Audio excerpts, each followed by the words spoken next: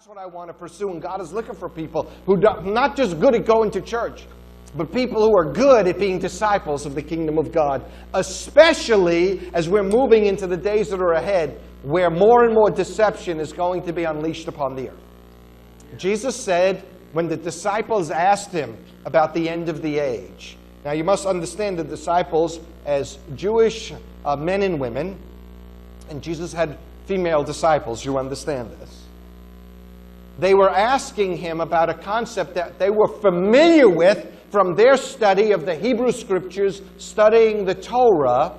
They were familiar with the concept in Hebrew of the acharit, which is the Hebrew word for the end of the age. They would read the prophetic scriptures, and God would talk about the acharit, the end. These things would happen at the end of the age. And so here's the Master, the Messiah, and they're sitting with him and saying, what are going to be the signs of the acharit when you return? Remember in the book of Acts, will you restore the kingdom to Israel at that time? And or at this time, and all these kinds of questions.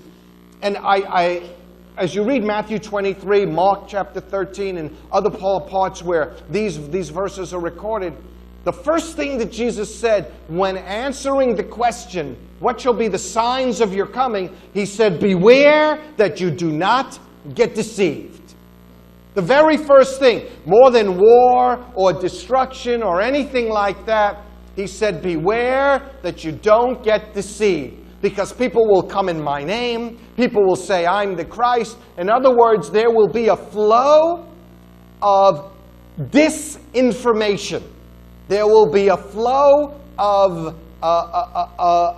deception, all built, watch this now, because if you understand this, you'll be able to go a long way, all built around you and what's going to be for your benefit. Because the false Christs, the false teachers, are all going to be appealing to your self-interest.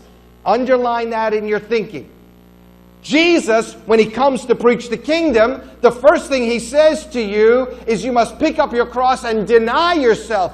Then you can follow me. Then you can enter into your kingdom, because what I'm trying to do is free you from yourself.